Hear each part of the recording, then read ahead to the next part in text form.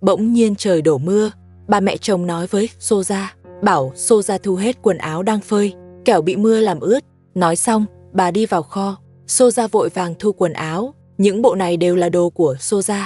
Chồng vẫn chưa khô hẳn, nhưng bà mẹ chồng bảo thu thì cô không dám cãi. Ông bố chồng đi ra, thấy Soja đang cầm quần áo. Ông hỏi sao lại thu đồ còn ướt. Soja nói vừa nãy có mưa, là bà mẹ chồng bảo thu. Ông bố chồng nói mưa đã tạnh rồi, bảo Soja mang ra phơi tiếp. Soja không dám tự quyết, cô liền hỏi bà mẹ chồng xem có cần thu nữa không. Bà mẹ chồng nói nhất định phải thu. Soja nói lại, ông bố chồng bảo trời đã tạnh, bảo mang ra phơi lại. Bà mẹ chồng quát Soja phải nghe lời tôi, nếu không sẽ dạy cho một trận. Soja cầm quần áo đi vào nhà. Ông bố chồng hỏi, sao không mang ra phơi tiếp? Soja nói mình nghe bà mẹ chồng. Nói xong mang quần áo vào phòng. Thật sự rất khó xử. Soja kẹt giữa hai người.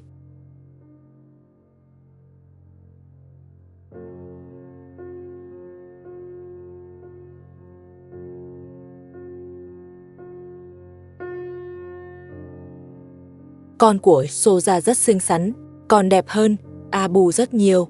Cậu bé tò mò, nhìn đồ của nhiếp ảnh gia, còn mỉm cười với anh ấy, vì bé gái còn ngủ. Soja sợ làm con thức giấc, cô bế bé trai ra phòng khách chơi. Lúc này ông bố chồng và bà mẹ chồng cũng tới. Bà mẹ chồng bảo Soja rửa bát buổi sáng, chỗ bát đĩa còn lại. Ông bố chồng lại bảo đun nước pha trà. Soja nói phải trông con, nên không có thời gian. Ông bố chồng bảo đặt bé xuống là xong. Soja đành nghe theo, cô đặt bé xuống đất, rồi vào bếp rửa bát trước. Bà mẹ chồng vào phòng, lôi một đống đồ của Soja ra ngoài, trông như bông gòn sợi. Bà mang ra ngoài sân, rồi lấy thêm cái thảm từ máy lạnh, trải xuống đất.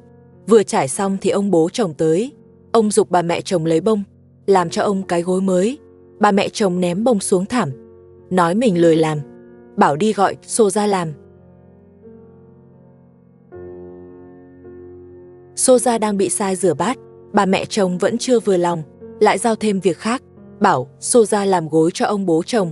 Soja nói chưa rửa xong bát, và còn phải pha trà cho ông, chưa kịp làm, không có thời gian làm gối. Bà mẹ chồng nói làm hay không là tùy, tôi đã nói rồi. Nói xong bà bỏ đi, để Soja tiếp tục rửa bát. Bà mẹ chồng ra ngoài tìm ông bố chồng, nói Soja không chịu làm gối, còn nói ông bố chồng lắm chuyện, không muốn hầu hạ ông. Ông bố chồng nói Soja không dám nói vậy, bảo bà gọi Soja tới, ngồi làm gối cho ông. Bà mẹ chồng gọi Soja bảo ông tìm. Soja nói đang bận không rảnh.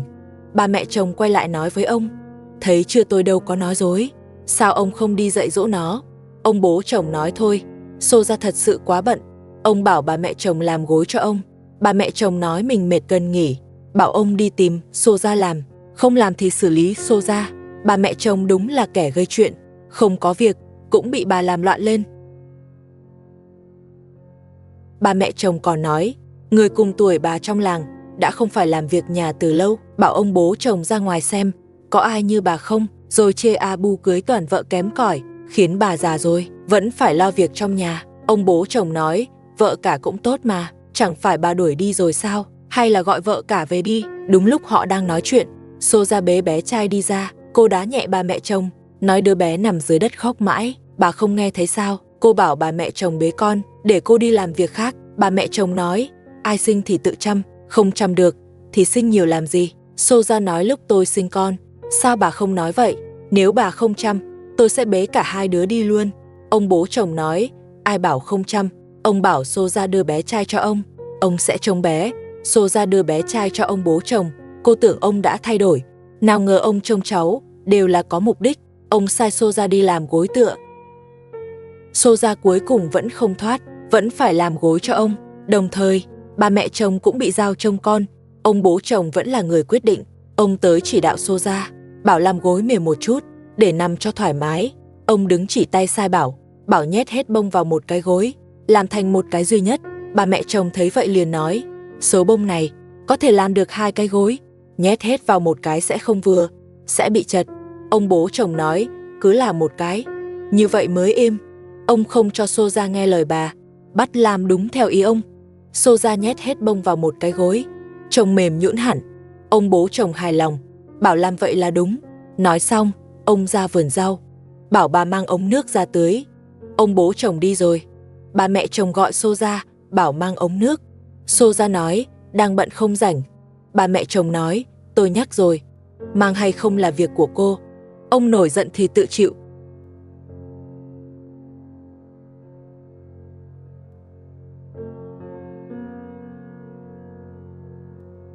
Ông bố chồng ra vườn rau trong vườn mọc rất tốt.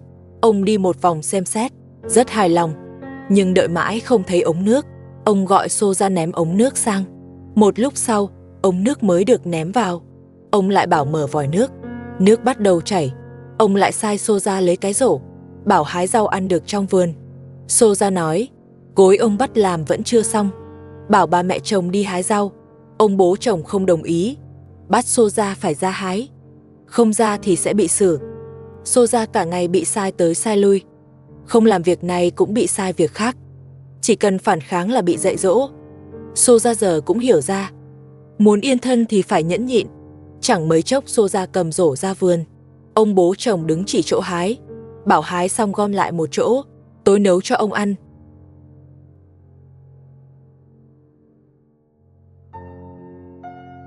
Xô ra đang hái rau trong vườn trồng ớt và cà chua. Khi Xô ra đang hái rau, ông bố chồng đứng bên cạnh nhìn, giận Xô ra đừng hái nhầm nữa, hái xong thì nấu cho ông ăn. Xô ra bận rộn trong vườn, làm suốt cả buổi, cuối cùng cũng hái xong rau chín. Ngoài cà chua và ớt, Xô ra còn hái thêm một quả bí, bỏ chung vào chậu, rồi mang vào bếp, chuẩn bị nấu bữa tối. Xô ra vào bếp, ba mẹ chồng thấy cô vào, liền đặt bé trai đang khóc xuống đất, nói đứa bé đói rồi, bảo Xô ra tới cho con bú. Xô ra nghe bé đói, không lo nấu ăn nữa, rửa tay rồi quay lại với con. Cô bế bé trai lên, bắt đầu cho bú. Nhiếp ảnh gia thấy ngại, nên tránh đi chỗ khác. Xô ra cho bé bú một lúc, nhưng bé ăn khỏe, vẫn chưa thấy no. Xô ra lại đi làm thêm đồ ăn dặm, mang tới đút cho bé. Ba mẹ chồng trông bé gái bên cạnh. Bà nói Xô ra nhìn xem, sữa của cô không đủ cho một đứa ăn, không biết tìm cách nhiều hơn à. Xô ra nói, cũng muốn con ăn no, nhưng dinh dưỡng không đủ, cô biết làm sao.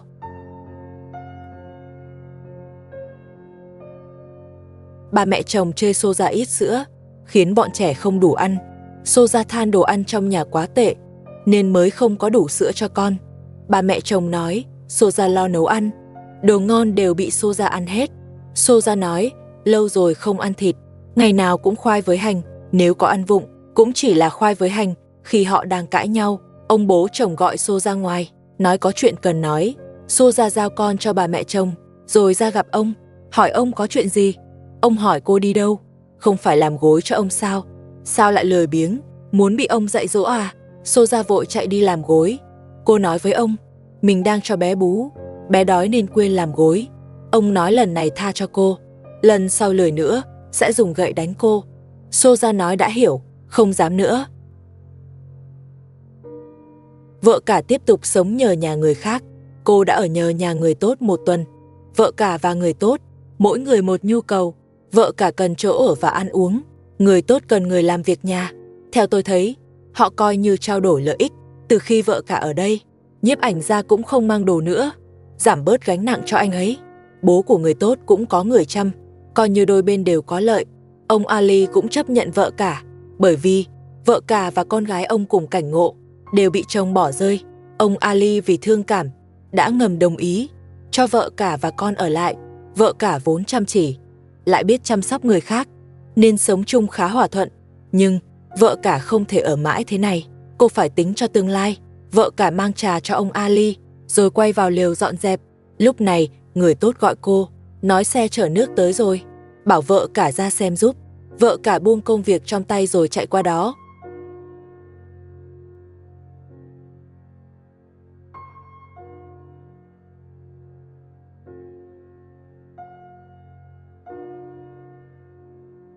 Vì chưa từng làm mấy việc này nên cô không rành, cô chỉ thu ống nước lại rồi chạy quay về.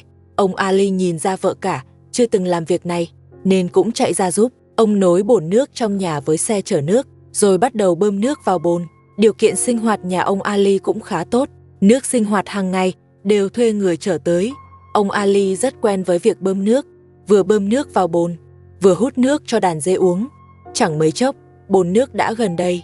Vợ cả cũng cầm bình đi lấy nước, đổ đầy tất cả vật dụng có thể chứa nước trong sân. Một lúc sau, tất cả đồ chứa nước đều đã đầy. Người chở nước rời đi, vợ cả quay lại lều, bắt đầu giúp người tốt làm bữa sáng. Người tốt lấy mấy quả trứng ra, rồi bảo vợ cả, mang trứng đi xào. Xào xong cho bọn trẻ bồi bổ. Người tốt cũng là người hiền lành, chỉ là không rõ vì lý do gì mà bị chồng ruồng bỏ. Vợ cả bận rộn làm bữa sáng trong lều. Bữa sáng hôm nay là trứng chiên. Bọn trẻ đã mấy ngày không được ăn trứng. Chúng vây quanh vợ cả, nhìn trứng trong chảo mà nuốt nước miếng. Người tốt ở ngoài dọn dẹp, cô vừa làm xong sữa chua nên còn rất nhiều thứ phải rửa. Lúc này, vợ cả đã nấu xong bữa sáng. Cô bưng đồ ăn gọi người tốt vào ăn.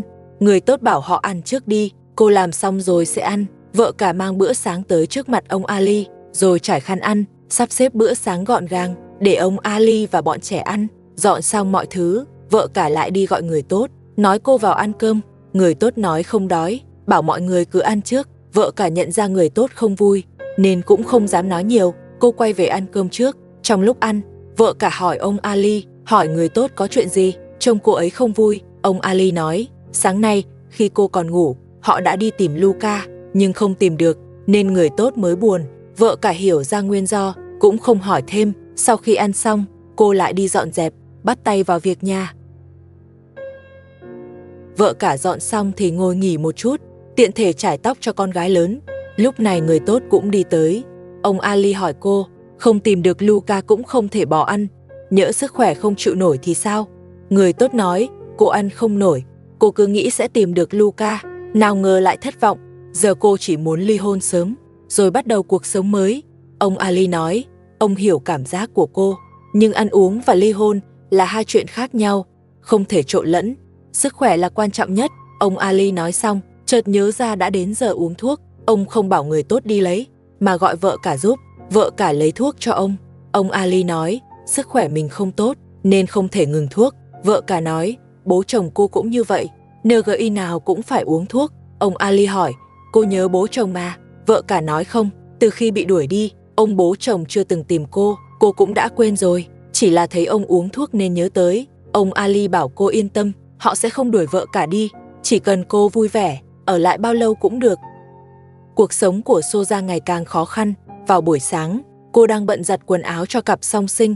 Bà mẹ chồng và ông bố chồng đứng bên bàn bạc, bàn cách sắp việc cho Soja. Sau khi bàn xong, bà mẹ chồng đi tới trước mặt Soja, lấy một cây gậy gỗ ở góc bên cạnh, rồi chỉ vào Soja mà nói, bảo cô mau giặt xong quần áo, trong nhà không còn gì ăn nữa. Giặt xong thì làm bánh mì dẹt cho họ ăn. Soja nói, mình không biết làm bánh, lần trước làm đều bị cháy khét, lần này cô không làm. Bà mẹ chồng nói, lần này cách làm khác, lần này bà ta sẽ dạy từng bước. Soja nói, nếu có thời gian dạy thì tự làm luôn đi, cô còn phải trông lũ trẻ, không có thời gian học. Lúc này, Soja không còn sợ ba mẹ chồng, hoàn toàn không nghe lời bà ta, buộc ông bố chồng phải lên tiếng. Ông nói với Soja, không chỉ hôm nay phải làm bánh, sau này hãy ăn bánh đều do cô làm không ngon sẽ dùng gậy đánh. Soja lập tức ngoan lại, cô hứa giặt xong sẽ học làm bánh. Ông bố chồng bảo bà mẹ chồng đi trông lũ trẻ, sắp xếp ổn thỏa, rồi quay lại dạy Soja làm bánh. Bà mẹ chồng vào phòng ngủ xem thử, thấy song sinh đã ngủ, không cần ai trông nữa. Bà ta ra nói với ông bố chồng, rồi ngồi chỗ mát đợi Soja, chờ cô giặt xong quần áo. Ông bố chồng liên tục giục, bảo cô giặt nhanh lên. Ông nói mình đã đói lắm rồi. Soja giặt xong quần áo, ông lại bảo cô rửa sạch nền nhà, cả ống nước dưới đất, bảo sắp xếp cho gọn gàng. Dọn xong những thứ đó, Soja vào kho lấy dụng cụ, mang ra ngoài rửa. Bà mẹ chồng cũng đi theo. Soja bảo bà ta cứ ngồi nghỉ, cô sẽ tự nhào bột. Bà mẹ chồng nói, để cô làm bà ta không yên tâm, sợ cô bỏ thuốc. Soja nói, nếu sợ cô bỏ thuốc thì sao còn bắt cô làm. Bà mẹ chồng nói, mình lười làm, chỉ cần đứng nhìn là được. Soja nói với bà ta, nếu cô muốn bỏ thuốc thì đứng nhìn cũng vô ích. Cô còn cảnh cáo bà mẹ chồng, đừng ép cô quá đáng, không thì cô sẽ bỏ thuốc thật. Nói xong, cô mang dụng cụ đi rửa. Soja vừa nói sẽ bỏ thuốc cho bà mẹ chồng, mà bà mẹ chồng cũng nghe thấy, không rõ thật hay đùa, chỉ biết cuộc sống của Soja rất khó khăn, nhưng cũng là do cô tự chọn. Cuộc sống này là do cô tranh giành mà có. Soja rửa xong dụng cụ, rồi vào kho lấy bột mì nhào bột, Bà mẹ chồng đứng bên cạnh canh chừng. Phòng cô bỏ thuốc, bà mẹ chồng có lẽ cũng bắt đầu sợ, nhưng lại lười tự làm, đành vừa đề phòng Soja, vừa bắt cô nấu ăn. Soja không tìm thấy bột mì. Cô hỏi bà mẹ chồng bột ở đâu. Bà mẹ chồng cố tình không nói, bắt cô tự tìm. Soja tìm mãi không thấy. Bà mẹ chồng lại mắng cô ngu ngốc, không tìm nổi bột mì còn đánh cô. Bà mẹ chồng rảnh rỗi sinh chuyện, cố tình bắt nạt Soja. Soja muốn phản kháng, nhưng sợ ông bố chồng nghe thấy, lại bị đánh tiếp, nên đành nhẫn nhịn. Bà mẹ chồng thấy Soja thật sự không tìm ra, mới nói vị trí bột mì cho cô, rồi đứng chỉ đạo cô lấy bột. Soja mang bột mì ra ngoài. Soja bắt đầu nhào bột.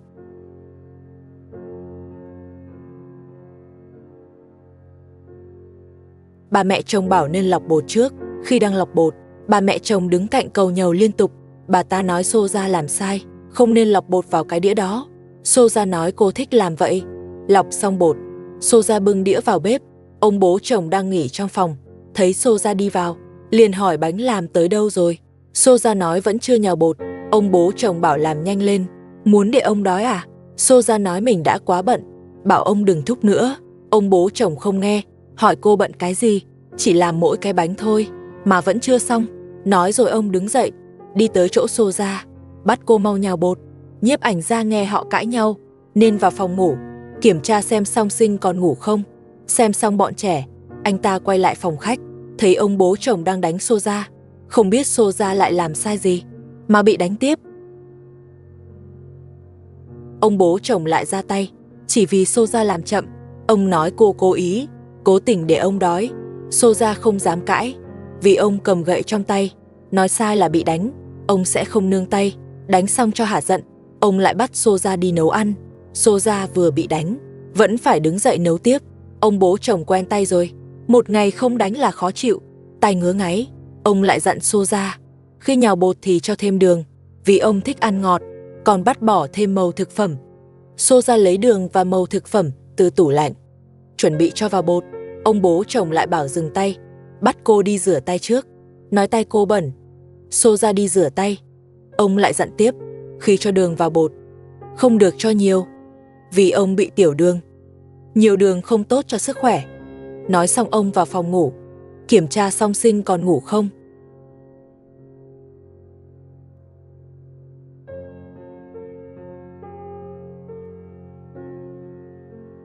Ông bố chồng lại kiếm chuyện, thấy bình sữa Song Sinh trống không, liền gọi Soja, mắng cô làm cái gì vậy? Sao không pha sữa cho cháu ông uống? Soja nói từ sáng tới giờ chưa nghỉ, không có thời gian pha sữa, cô đang làm việc, bảo ông tự pha cho bọn trẻ. Ông nói thôi để sau, đợi làm xong bánh rồi tính. Soja cho đường và màu vào bột. Ông đứng cạnh nhìn chằm chằm, có lẽ sợ Soja bỏ thuốc, nên lúc nhào bột, ông cũng không rời mắt, cứ nhìn chằm chằm cô làm. Một ngày ông cũng đủ mệt, cứ xoay quanh Soja mãi. Đã sợ bị bỏ thuốc, thì nên đối xử tốt hơn, nếu không, bị bỏ thuốc lần nữa chỉ là sớm muộn.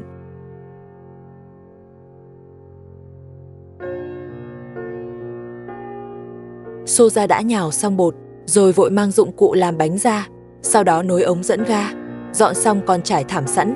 Thảm là ông bố chồng yêu cầu, để ông ngồi xem cô làm bánh. Thảm trải xong, Soja vào gọi ông bố chồng, báo rằng mọi thứ đã chuẩn bị đúng ý ông. Ông lại bảo mang gối tựa ra. Đúng là biết hưởng thụ, cứ như Thái Thượng Hoàng. Bà mẹ chồng tỏ ra khó chịu, nói Soja chỉ lo nịnh ông bố chồng, không nịnh mình nên ra tay đánh cô. Soja chẳng buồn để ý, nếu không có ông bố chồng chống lưng, cô đã dạy cho bà mẹ chồng một trận. Soja mang bột và dầu ra, bắt đầu làm bánh. Ông bố chồng và bà mẹ chồng ngồi xem. Soja chạy tới chạy lui lấy đồ. Hai người chẳng ai giúp, chỉ chờ ăn bánh sẵn. Soja bận tới mức không thở nổi. Ông còn sai cô vào nhà, lấy nôi cho bọn trẻ. Nói chung, coi cô như bảo mẫu, mà còn làm miễn phí, không dùng thì phí.